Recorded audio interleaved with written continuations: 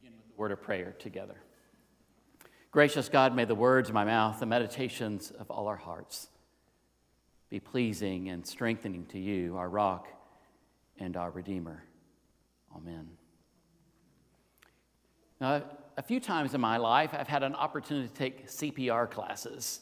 And how many people have done a CPR class or a life-saving class? Now, I have never had to do CPR on anybody, but I have been duly trained and probably due to training again for that purpose. But you hope that we never have to do such a thing. But if ever there were a situation where you had to give CPR to someone and try to resuscitate or keep them going before the paramedics could get there, you would have at least a human body to breathe into. But what if you were to give CPR to a skeleton? I mean, you would think, well, there's not even a chance. I mean, there's no chance for that. That's the imagery we get in this passage from Ezekiel, is that God's people got to the place where they felt like skeletons. They felt like, I'm beyond death. I mean, more than once we have they're not just bones in the valley, they are dry bones in the valley. They're really dry.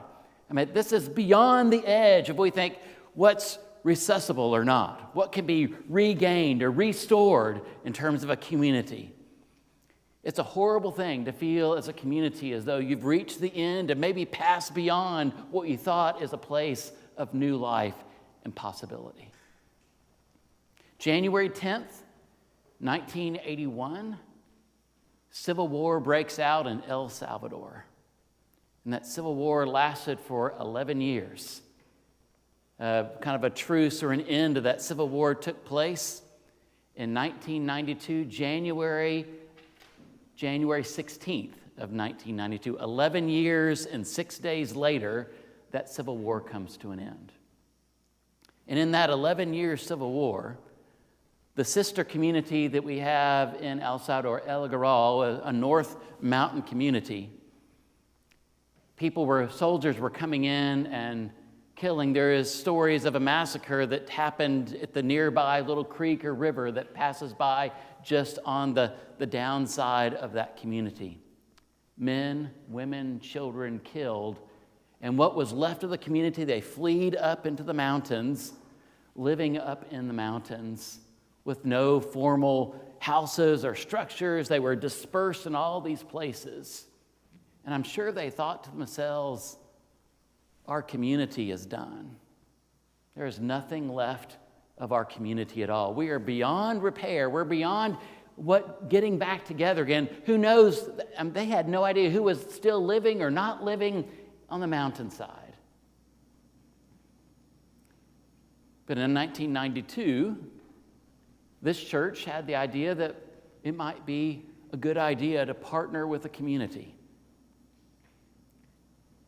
A community that had been ravaged by civil war, a community that had a good number of their community murdered and killed. And through various connections, ecumenical connections, a connection was made between this church and the mountain community of El Agarral. And we are not responsible for their resurrection. We were simply a partnering community that was willing to walk alongside people that thought they were dry bones. There was nothing left that could be done or created for their community. And so we began a relationship in 1992, and 32 years later, we still have that relationship. And in that 32-year period, we have sent over 50 delegations down to El Salvador, not to fix their problems, but to be a relationship partner with them and to listen to their stories. And if there were a desire that the community wanted to do something, was there a way that we could respond and help them along that journey? Our congregation has sent over $200,000 in that 32 years to help that community with buildings and structures and programs and education and empowerment of various kinds of ways. I've had the blessing of going down twice, in January of 22 and January of 24, to meet some of the members of that community. And one of the greatest joys for me, when I've gone down both times, is the little window between 3 p.m. and 5 p.m. and the men have come back from the fields, and some of the household work is done, and for 2 hours, everyone comes out of their houses and goes to what I call a little city center, the center of the village. And the kids play on the swing sets, and a group of men play cards around a table. And there are little kiosks to get ice cream and snacks and drinks. And for 2 hours, the community just talks and visits with one another. And just kind of sitting on the side, the perimeter of that city center, and just observing the relationships and the connections with people, I look out and I see bodies with flesh and bone on them, walking around, people talking to one another. They're no longer dry bones. They are the very community they hoped they might be, that they never imagined they could be. And El Agrawal is one of thousands of places around the world that thought of themselves once as bones, disconnected bones with no sense of hope or future at all.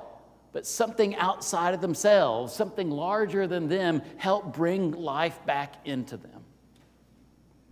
Now, there's another interesting statistic, so it's not related to El Agrawal, but another interesting statistic that in the United States, it says every 7 days, a church closes. That's a lot of churches. Every 7 days, another congregation closes and says, we can no longer function as church. There's a church I read about, it was a Disciples of Christ church, a church I read about just a few weeks ago that decided to close. And they made the decision to close a little earlier than they had maybe anticipated. Most churches, when they are thinking about closing, they will kind of carry on to the very end, and then there's no assets left. They just kind of work and use everything within their resources until there's nothing left, and then they just kind of dissipate and go. But this church decided, while there were still about 20 or 30 still left in the congregation, they decided to sell their building and whatever other assets they had in terms of accounts they had. And once they sold the building, they had almost $2 million in assets. And they decided, well, our life as a congregation may be over, but we can infuse new life into other congregations and other ministries in the community. So they invested in another church. They invested in the local church camp. They invested in the partnering organizations that help people around homelessness and hunger and vitality in their community. I would have loved to be in an organization that just says, we decided to close, here's a check for $100,000. We're closing. We would like to give you, because of our relationship with you, a check for $300,000. If you felt like dry bones, you wouldn't feel like dry bones anymore if you received a check like that. And imagine being the 20 or 30 members left before you decided to have your final worship service. You didn't feel as though you just ended and that was it. You ended with a sense of paying forward a blessing of hope and possibility into someone else. And then there's another church that I know. It's a large church, kind of formal liturgical church. And I went through a string of calling pastor after pastor, and there seemed to be an unhealthy dynamic in the church. They never seemed to find the right match, or some of the dynamics in the church weren't healthy, and the minister didn't want to stay, and it seemed really difficult for that church to maintain any kind of long-term relationship with the minister. And then they called in an interim, and I had a chance to meet that interim. And that interim was a little bit, I would say, not your normal interim. He wasn't afraid to kind of call a spade a spade. He wasn't afraid to say something out loud. But more than anything, he loved laughter, and he loved making other people laugh. And I remember talking to one of the church members of that congregation. And I said, well, how are things going with the interim right now? Because I know they had gone through several transitions with ministers. And the church member said to me, our church over the last 30 years forgot how to laugh. And we're laughing again. And we haven't laughed in a long time. Sometimes we just need a smile on our face. We can get so serious about all the things that we're doing, we forget about the joy that we're called to be in the world.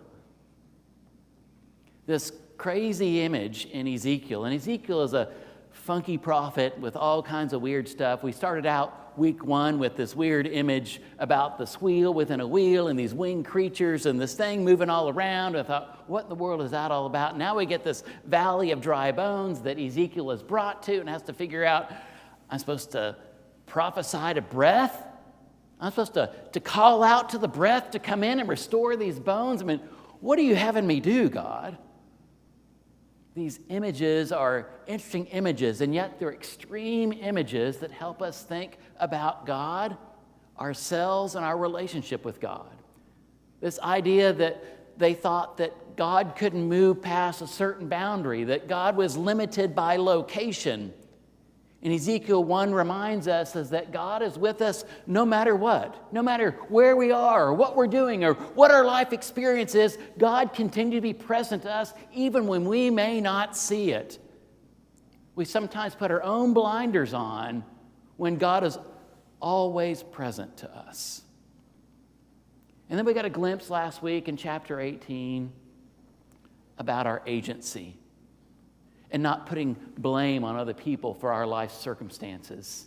Not to say that other people don't inflict harm and pain to us. That's definitely true, but there's something about claiming our own agency, our own sense of identity of who we are, and that God created us to do amazing and wonderful things. And then we get to chapter 37. Chapter 37 is kind of a holistic image of how do we think about ourselves as a community. How do we understand ourselves holistically? And there are bodies and groups of people as though they reached a place where I guess there's nothing else we can do. This entire chapter 37, to me, can be wrapped up in one simple word, and that is the word of humility. I need something more than me. I need something more than us. We need something greater than us to get us past this place of feeling like dry bones. And sometimes we have to relinquish our own sense of power, our own sense of, I can do this, I can fix this, I can make it right. We sometimes have to trust in a presence larger than ourselves to get us where we need to go. I mentioned El Salvador. This last time we went to a museum, and we went to the Museum of the Image of Word and Image. It was actually a museum that Hatsie had been to before, but we were able to go. Most of us had gone for the very first time. And I took some pictures of some of the placards. Some of the placards mostly in Spanish, but there was a few in English, and I took a picture of one placard. It said, "From War to Peace." This timeline symbolizes the DNA of a social struggle that transformed El Salvador, whose veins of memory, I think that's a great phrase, whose veins of memory should today accompany the construction of a society in search of peace, social justice, and equity. This is a unique museum that's in El Salvador. Most museums typically tell the story of those that are in power and those that have the ability to tell that. This particular museum is almost from the underbelly of injustice. This whole museum is almost naming all the injustices and how people navigated through the injustices and found themselves working through the pain and the hardship that life brings. And the placard was simply from war to peace, from one place to another place. From dry bones that there is no way to give CPR to these bones to a place where they are walking around, bodies intermingling with one another. The story of God's people, biblically, historically, has been about overcoming places where we feel as though we can see the sign, dead end, no way out. But somehow we find a way around those obstacles. There's a social justice author that talks about the 4 pivots of justice. And one of those is called From Hustle to Flow. And the hustle is we get so wrapped in our busyness, we fail to see an out, a direction around, a way through. He said, I want you to think of justice work like water. And when water flows, it flows around stuff. If there's this big rock in front of water, well, the water kind of makes it splits. It finds its path of least resistance around. It flows around things. When there are large obstacles, there is no dead end. There is simply a flow. We find the path of least resistance around to find our way through. There's a hymn in our Chalice hymnal, number 638, entitled, In the Bulb There Is a Flower. It's a great hymn about moving from one place to another place in our life. And this particular hymn really talks about the nature of major transitions from dry bones to living, walking around bodies, being the community God empowers us to be. The third verse to me speaks to Ezekiel 37. In our end is our beginning, in our time infinity. In our doubt there is believing, in our life eternity. In our death a resurrection, at the last a victory. Unrevealed until its season, something God alone can see. We may look at our life, individually, communally, and there are places along our journey where we see the dead end and we feel like dry bones. We feel like our future's been cut off. But something larger than ourselves that we are to call to, make an invitation to, is willing to come into our spirits, our bodies, our community, and tell us otherwise.